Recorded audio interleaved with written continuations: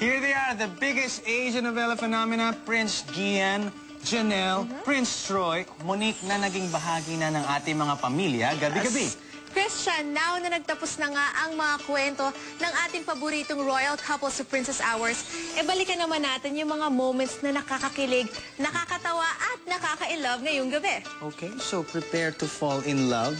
Find out kung ano ang mga nangyayari sa likod ng camera. Get to know all you need to know sa pinakamalaking Asian novela sa balat ng lupa ngayon. Yes, this is Princess Hours, the Royal Special.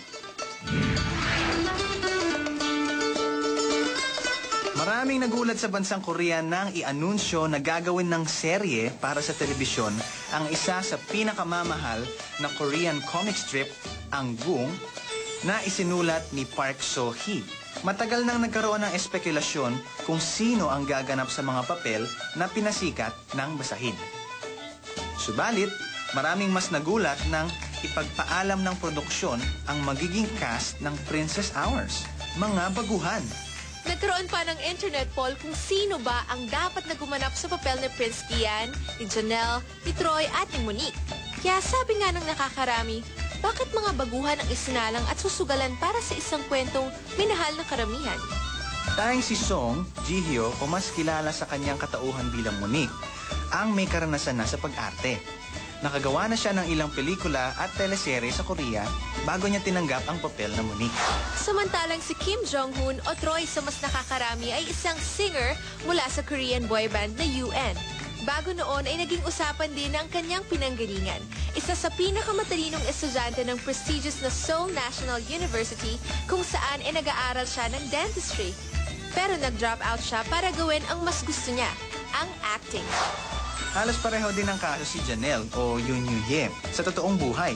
Galing din siya sa isang singing group na tinatawag na Baby Vox at namalagi siya dito ng halos 5 taon. Ang Princess Hours ang kanyang unang sabak sa acting. Hunk model namang matuturing si Jo Ji-hoon bago siya sumabak sa pag-arte.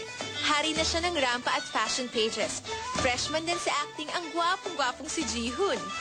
At dahil baguhan halos lahat sila, batikos ang unang tinanggap ng produksyon ng Princess Hours. Pero nang lumaon, ipinakita ng kanilang galing sa pag-arte, ng disenyo at produksyon, at ng ratings na napamahal na sa taong bayan ang Princess Hours. Balikan natin ang mga simula sa unang read-through ng buong cast ng Princess Hours. Hello. Good morning.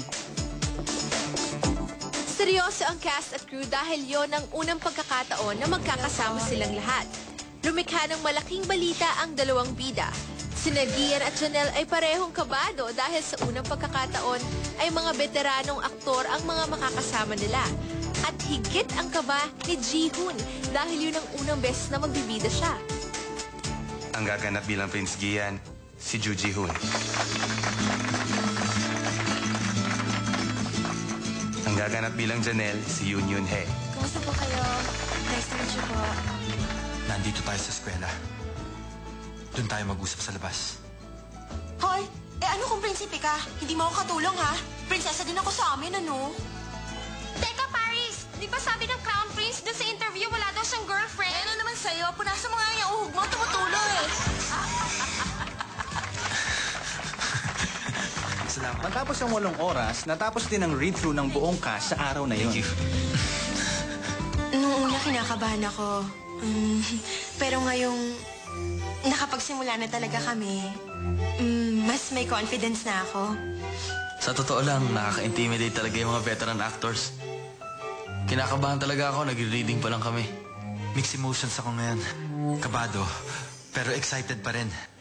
I'm sure marami akong matututunan dahil magagaling ang mga kasama ko. Di naglaon, sumunod na ang tutorial. Oh, lihis lang ng konti.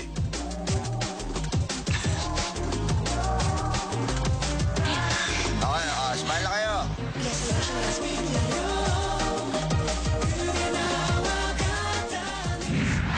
Grand press conference kung saan opisyal na ipinakilala ang 4 sa masusuring miyembro ng press.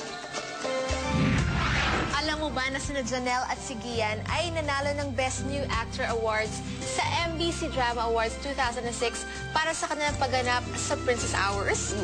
No, I didn't know that. Well, siguro iba talaga ang nagawa ng serye nito para sa kanila, no? At ngayon, sila ay ilan na sa mga pinaka-in-demand na endorsers ng mga iba't ibang brands. So talagang malaki ang effect ng Princess Hours sa kanilang careers. Kasi talaga namang napakalaki ng production na to. At mamaya, ipapakita namin sa inyo how big it is. Okay, so kanina nakita natin ang mga paghahanda. Next, makikita natin kung ano mga nangyari sa first few days at work, at kung ano mga special effects at ang mga engranding locations when Princess Hours The Royal Special returns.